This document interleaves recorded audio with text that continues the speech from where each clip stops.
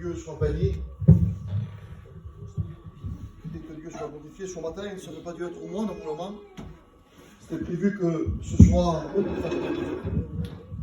soit Dagaï, hein, mais il a appelé Fouli. Fouli, c'est ça. Il a appelé, il a dit Fouli, voilà, je ne peux pas venir. Je suis malade. J'ai attendu le dernier moment pour voir si j'allais un peu mieux. Mais je ne peux pas venir.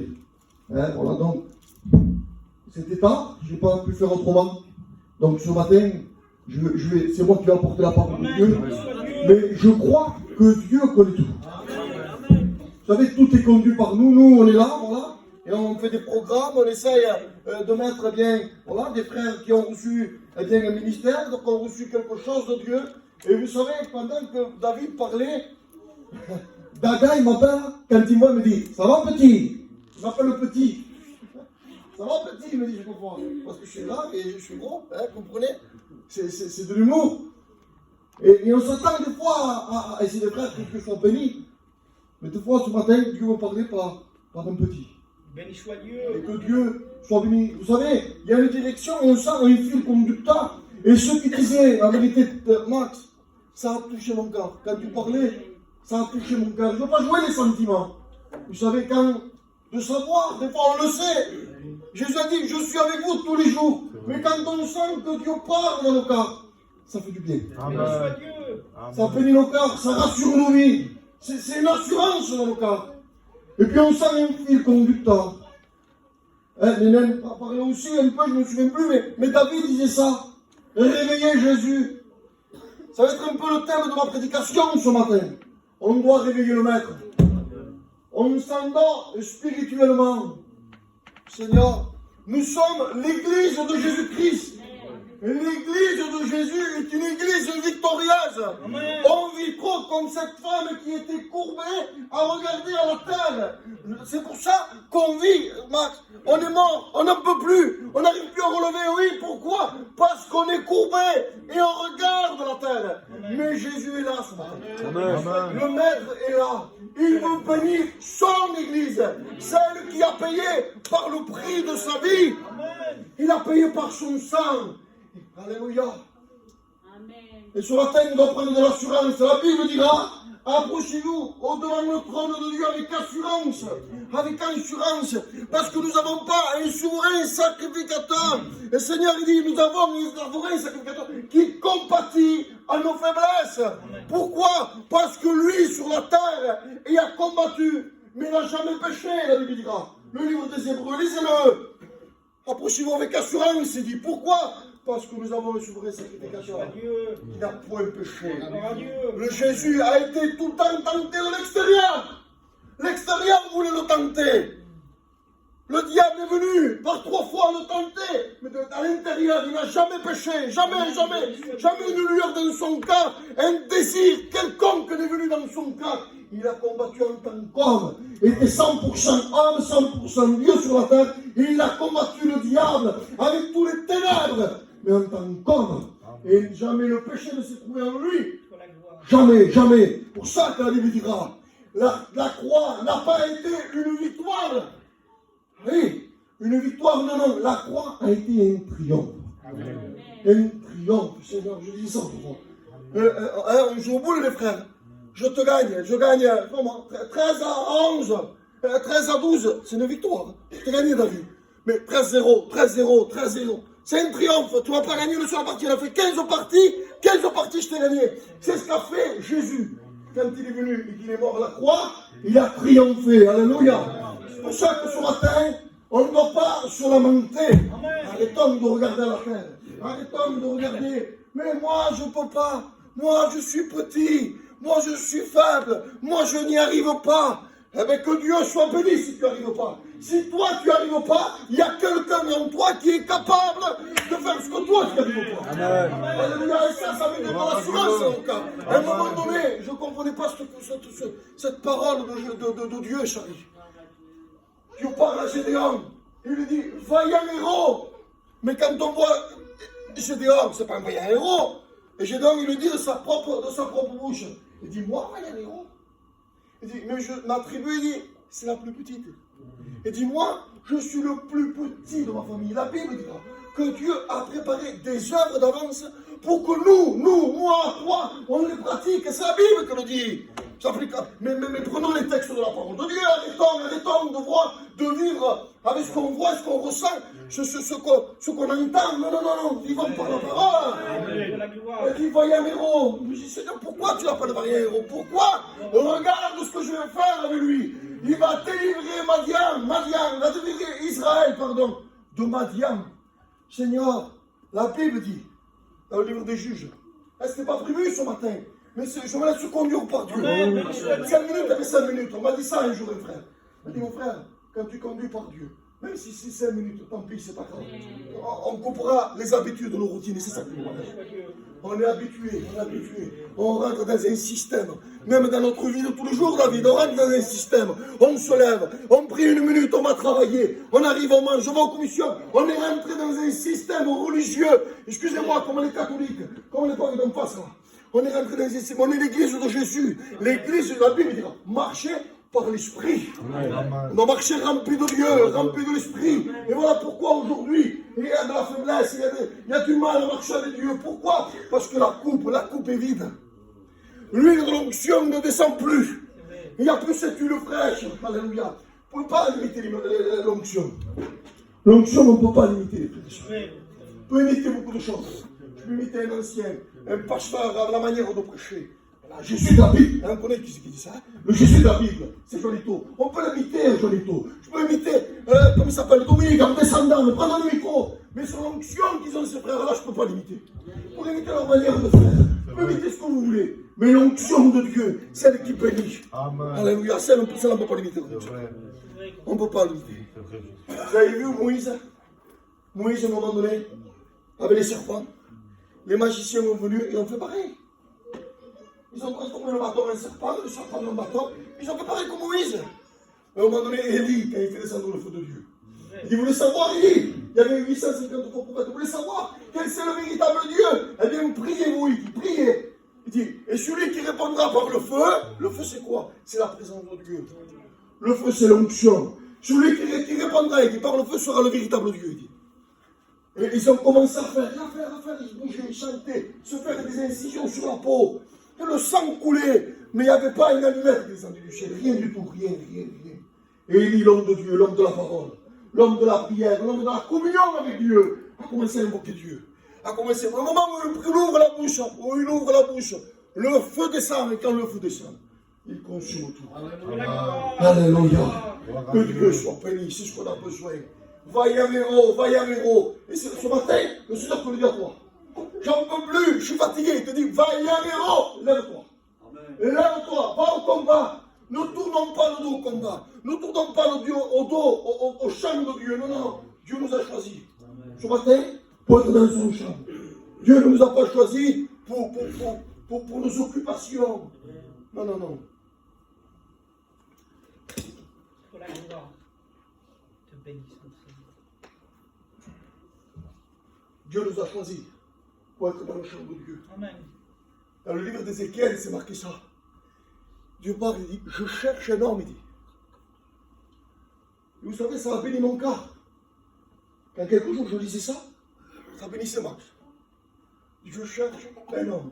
Et des fois, on se voit petit. Dieu ne cherche pas un cerveau à 4 étages. On croit que c'est ça. La connaissance, ceci. Non. Dieu cherche un homme. Dieu cherche une femme. Mais pourquoi faire, Seigneur, que tu cherches un homme? Pourquoi faire que tu cherches une femme? Vous savez, la Bible dira, il a choisi les choses folles du monde. Vous croyez que c'est qui les choses folles? C'est nous. On ne sait rien, nous, on n'est jamais été à l'école de notre vie. Mais Dieu nous a choisi à nous pour annoncer l'évangile. Dieu t'a choisi à toi pour être un témoin. Dieu cherche un homme, ne cherche pas des cerveaux. Alors, il ne faut pas la connaissance. Si, il faut la connaissance. Il faut s'instruire de ce livre. S'instruire de ce livre. Dieu cherche un homme, pourquoi faire? Pour élever un mur. Je regardais le mot élever. Dans certaines versions, il dit bâtir. C'est ce qu'on a appelé, frères et sœurs. C'est pas le responsable tout seul qui t'appelle à bâtir. Écoutez, en face, ils ont élevé une prison dans combien? 8 mois, non, ou 1 an. Ils ont fait une prison, vous voyez comment c'est immense. Vous voyez que c'est l'œuvre d'une seule personne, ça? Oui, c'est pas l'œuvre d'une seule personne. Il y a des centaines de messieurs qui travaillent à l'intérieur. Et si on veut bâtir, c'est ensemble qu'il faut bâtir. C'est pas le pasteur tout seul. Les visites, c'est pas le pasteur tout seul. Tu peux aller visiter, tu prends ta compagne, tu vas visiter un foyer. C'est bâtir ensemble, on doit bâtir. Il dit, je cherche un homme, je cherche une femme pour élever un mur. C'est quoi le mur? Le mur, il dit, pour qu'il se tienne à la brèche sur le mur. Ça veut dire, c'est la communion. Voilà le problème aujourd'hui. Voilà la difficulté. Voilà le centre du problème aujourd'hui. Non pas dans l'église de Romaine-Sine, mais dans l'église universelle de Jésus. C'est, écoutez, allez dans toute l'église, c'est un peu partout pareil.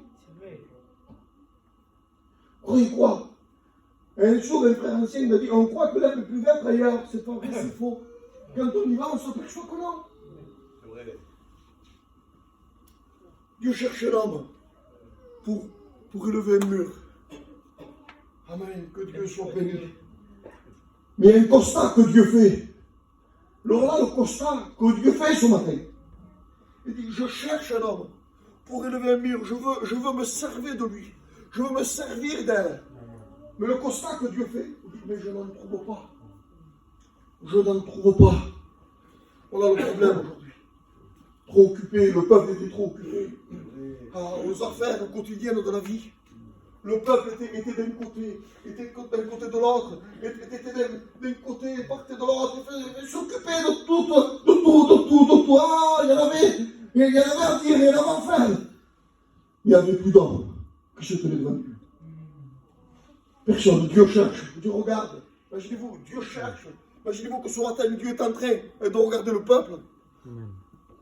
Et je me mets à l'intérieur, moi le premier ce matin. Parce que c'est moi le premier en tête de liste. Et j'imagine Dieu en train de regarder l'église ce matin, son église. Et je cherche un homme ce matin. Et il n'en trouve pas. Personne ne se tient devant Dieu. Ah, on lit, Max, on prie. Mais la véritable communion de Dieu. La véritable recherche. Vous savez, non pas chercher pour apprendre quelque chose. Et dès qu'on a compris, hein, t'as vu la Bible, ce qu'elle dit, la Bible dit ça. C'est pas ça la recherche de Dieu. La première, pourquoi on prie avant de manger? Pourquoi on prie? Vous croyez qu'on a besoin de prier pour le repas? Même qu'on ne prie pas, ça m'arrive de manger sans prier. Ça me fait pas mal, hein, je suis là encore. Mais pourquoi on prie? Pour remercier Dieu, pour louer Dieu. Voilà la première recherche que ça doit être. Notre communion, notre lecture, notre prière. Le but numéro 1, c'est d'être en communion avec Dieu. De rechercher que Dieu envoie cette huile fraîche, même à midi, avant de manger. Et bien Seigneur, je te remercie. Merci pour ta grâce. Merci pour ce que je suis. Merci que je suis à toi. C'est ça notre première recherche. Ça doit être le contact avec Dieu. C'est ce qu'on a besoin. Arrêtons de vaquer dans nos occupations. Et on n'a plus le temps de se tenir dans Dieu. On n'a plus le temps de chercher Dieu. On ne prie pas les choses du monde. Vous savez, je cherchais le texte ce matin, mais je ne le trouvais pas. Je ne le trouvais pas, et je sais que c'est écrit. Je m'en souviens pas trop, peut-être les frères le connaissent. Mais le diable a 3 tactiques. Charlie. 3 tactiques de nous attaquer, de nous séduire, de nous tenter, d'essayer de nous amener loin de Dieu. Il a 3 tactiques. Et on le voit dans l'évangile de Matthieu au chapitre 4, quand il s'approche de Jésus. Et j'en ai regardé une ce matin. Vous regardez une. Il dit qu'il élève sur une très haute montagne. Des fois, le diable nous élève. Et par la vue, il nous montre les royaumes. Et le diable, des fois, est capable de te faire voir quelque chose. De te faire voir. Regarde un peu. Regarde ça. Voilà pourquoi aujourd'hui on est affaibli. Parce qu'on tombe dans les ruses du diable. On croit qu'on est spirituel. On croit que c'est Dieu qui l'a fait montrer ça. Non, c'est le diable qui te l'a fait montrer. Parce qu'il sait le diable, que tu es sensible à ça. Il sait que s'il te fait montrer un Dieu en train de crier Wendy, non, c'est quoi ce pasteur? Qu'est-ce que c'est ça? Tu vas tomber dans le piège. C'est ça, hein, le pasteur, hein? C'est ça, hein? C'est ça, t'es chrétien, c'est ça le pasteur de l'église, hein? Je me prends à moi pour ça, je suis la personne, vous comprenez bien? On est sensible à ça, c'est des pièges, ne tombons pas dans ces tactiques-là, tactiques du diable. veut que nous soyons affaiblis. Maintenant, nous sommes l'église forte. Merci Seigneur. Nous sommes l'église de Jésus. Nous sommes le corps du Christ. Il est la tête. Alléluia. Il est la tête et nous sommes son corps. Amen. On lit un passage de la parole. Amen. Dans l'évangile de Matthieu. Au chapitre 13. C'est Jésus qui parle, il dit, leur proposant une autre parabole, c'est Jésus. Et il dit, le royaume des cieux est semblable à un homme qui a semé une bonne semence dans son champ.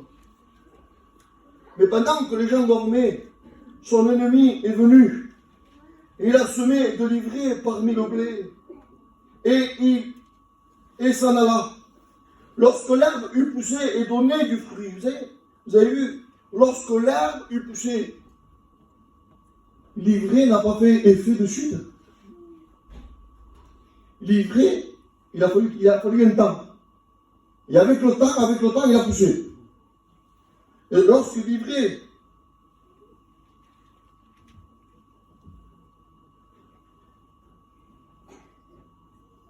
lorsque l'herbe eut poussé et donna du fruit, l'ivraie parut aussi. Les serviteurs du maître de la maison vinrent lui dire, Seigneur, n'as-tu pas semé une bonne semence dans ton champ? D'où vient donc qu'il y a de l'ivraie?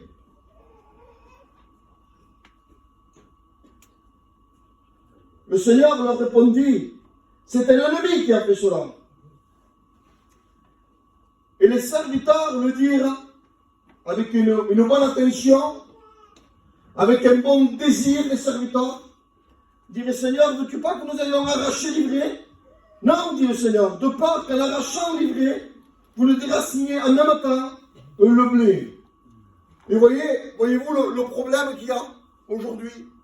L'ivraie, quand on le prend, ça veut dire zizanie. Et voilà ce que l'ennemi veut semer dans nos cas. Il veut semer de la zizanie. Et des fois, on entend des choses. On voit des choses. Et c'est une vérité.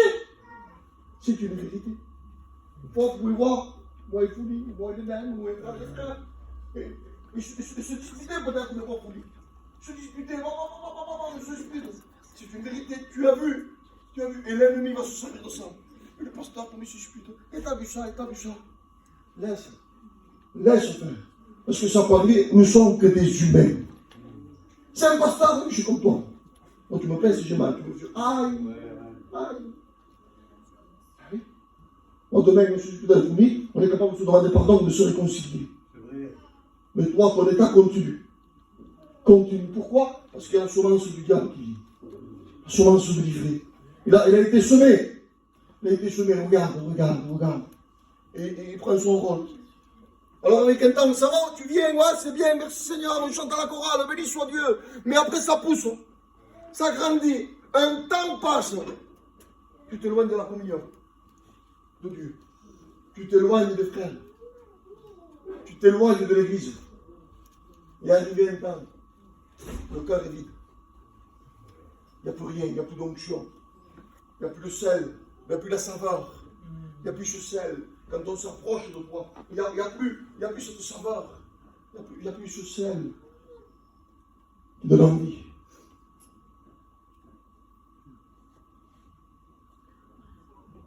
Il faut ce matin, il faut se réveiller.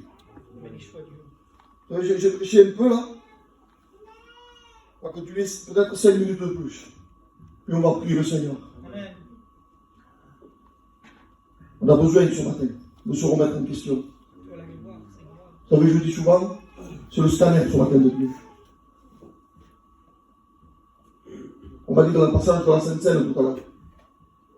Il dit par Dieu, examine Néné, examine Juan, examine Samuel. Non. Il dit que chacun s'éprouve soi-même. Que chacun, c'est à moi de m'examiner. De dire au Seigneur quel est l'état de ma vie ce matin. Est-ce que je suis toujours comme toi tu veux? Oh, des fois, bien souvent, je mets un jour en terre. Bien souvent, il y a des problèmes, il y a des difficultés, j'ai plus la force, Seigneur. Mais mon cœur, comment il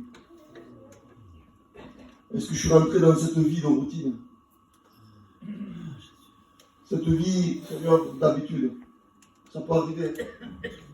C'est arrivé aux plus grandes églises de la police. Ils sont dans la Bible. On n'est pas dans la Bible, nous.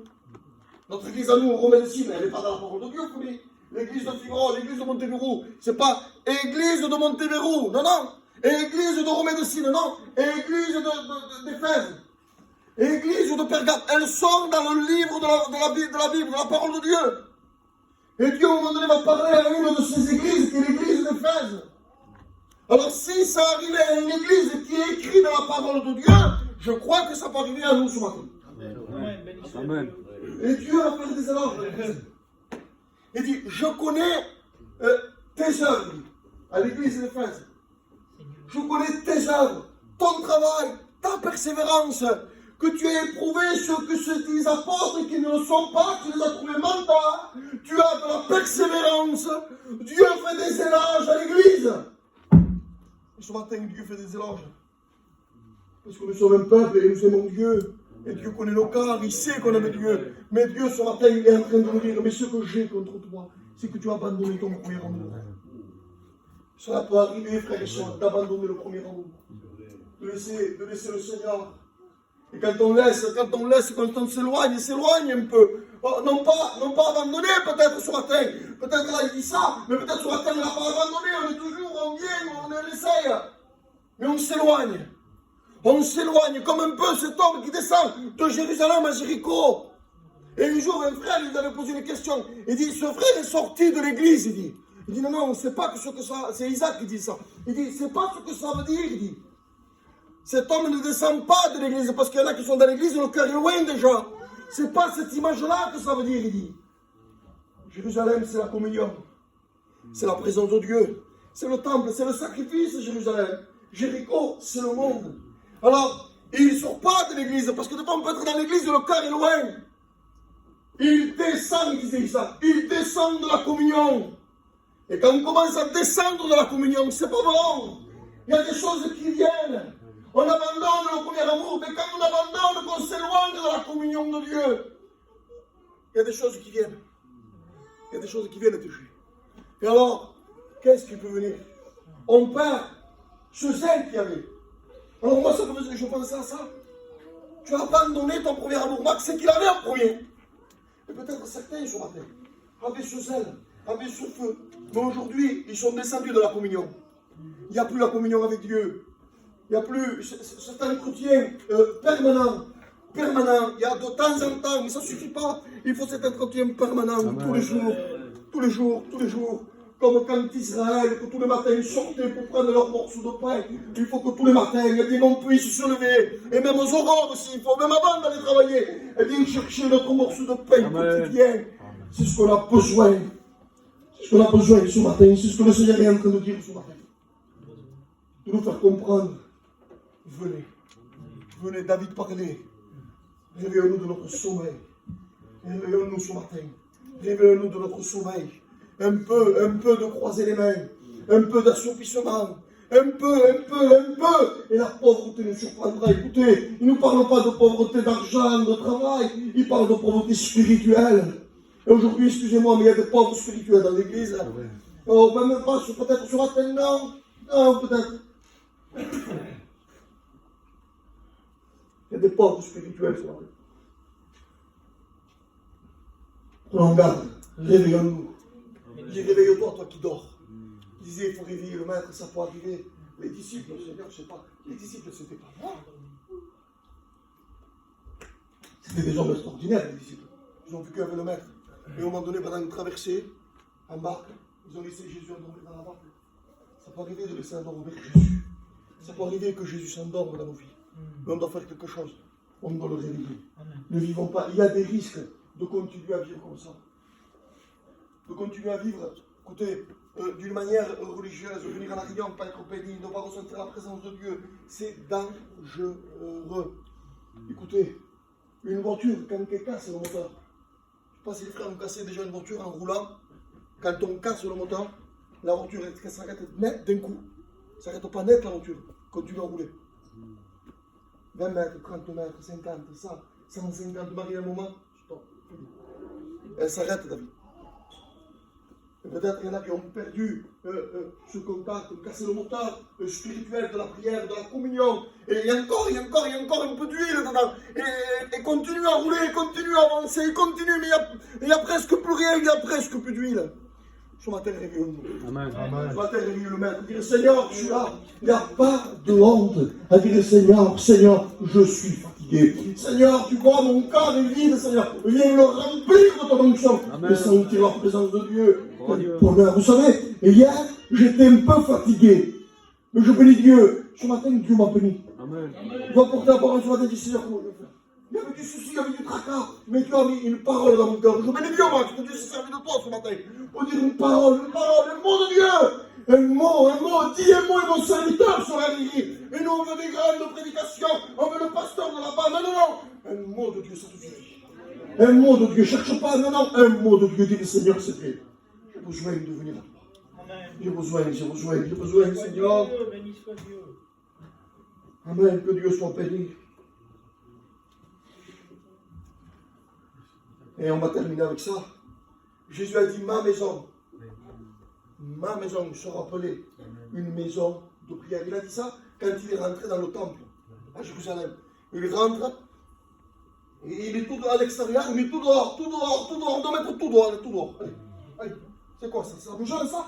C'est ça qui dérange ma vie? Allez, dehors. Qu'est-ce que c'est quoi qu'il y a? C'est ça? Je vais te jeter dehors. C'est ça? Allez, je jette tout. J'escampe tout dans ma vie. Il y a l'examen ce matin, il y a le scanner de Dieu. Jetons tout, mettons tout dehors. Seigneur, c'est quoi? C'est quoi? Demandons à Dieu, parce que des fois, on ne peut pas savoir. Des fois, nous, on croit qu'on est terrible, chérie. Nous, on se croit, ça m'est arrivé à moi, je sais pas vous, croire un homme spirituel terrible, plus que, je le dis, je l'avoue ce matin, je vous dis tout, plus que vous tous, je me croyais plus que vous tous, moi, mais Dieu m'a éclairé de mon train de Dieu, stop, t'es rien du tout, t'es moins que tes frères. Demandons à Dieu qui nous montre ce matin. Amen. Demandons à Dieu. Amen. Ma maison sera appelée une maison de prière. Mais le temple, il n'y est plus. Et alors, comment faire? Alors, on ne prie plus. Ah oui, parce qu'il a dit ça quand il est rentré dans le temple. Il a mis tout dehors, il a dit, ma maison sera appelée une maison de prière. Que Dieu soit béni. Le temple, il n'est plus là. Et alors, on ne prie plus. Non, regardez maintenant. 1 Corinthiens chapitre 3 verset 16, il dit, ne savez-vous pas que vous êtes le temple de Dieu et l'Esprit de Dieu habite en vous? Amen. Qui c'est l'Esprit de Dieu? Qui c'est qui peut me dire c'est qui l'Esprit de Dieu? L'Esprit de Dieu, c'est Dieu. Il est Dieu, c'est Dieu. C'est Dieu à part entière. Nous sommes à l'habitation de Dieu. 1 Corinthiens chapitre 6 verset 19, ne savez-vous pas que votre corps est le temple de Dieu? Charlie, ma maison, ta maison, Charlie, toi, tu dois être une maison de prière. On doit prier, soutenir, c'est dur. Je vous le dis, je vous le prêche, et c'est dur à l'appliquer dans ma vie, Max. Je sais que c'est vrai, et je sais que c'est ça. Je sais que mes plus grandes luttes, mes plus grands combats, mes plus grandes faiblesses, c'est parce que je ne le fais pas. Mais si je me tiens devant Dieu avec ma garde spirituelle, la prière et la lecture, ma garde spirituelle, même si l'ennemi vient en face avec des coups, mais si je me tiens devant Dieu, je resterai toujours droit. Ah, je ne vacillerai pas d'un côté et d'autre. Pourquoi? Parce qu'on se tient devant Dieu, parce qu'il y a la communion de Dieu. Et c'est ce qu'on a besoin ce matin, de retrouver cette communion, de retrouver ce feu du premier amour, ce zèle que Dieu nous avait donné quand on l'a rencontré, qu'on voulait travailler. Tant pis. Moi j'ai peur des serpents. Je vous fais rire. Moi j'ai peur des serpents. Et à l'Arabienne, je te parle de diacre, c'était Michael le diacre. Je vous dis, il n'est pas là. Il faisait rien de bon, Max. Il savait rien faire de ses mains. Et moi, j'étais un peu plus agile. Alors, on avait mis toutes les affaires derrière l'église. Mais voilà les herbes qu'il y avait. Et je savais que c'était pas un serpent là-bas. Mais tant pis, il y avait sous elle. Je voulais travailler pour Dieu. Mes frères. Oui. Alors, je passais derrière dans les herbes. J'arrachais tout. Michael était derrière. Il faisait rien de bon. Il me regardait de loin. Et j'y passais les affaires. Mais il y avait ce zèle. Que Dieu fasse que ce zèle revienne en moi. Pour travailler pour Dieu, on a besoin, les frères. On a besoin, les soeurs, de demander à Dieu ton Seigneur ici. Pour travailler pour toi. Non pas pour aller chiner, pour aller travailler. Tant pis s'il n'y a pas d'argent. Tant pis s'il n'y a pas de richesse du monde. Tant pis. Mais Seigneur, je me sous-zèle. parce que tu reviens, Seigneur, et quand tu reviens, il t'a dit, est-ce que trouverai-je la force ce matin? Seigneur, je veux que quand tu reviennes, je veux que tu me trouves à genoux. À genoux, moi, ma compagne, à genoux en train de chercher Dieu, d'intercéder pour les frères, d'intercéder pour les soeurs, pour l'église de Dieu. Alléluia, c'est ce qu'on a besoin. Alléluia, continue.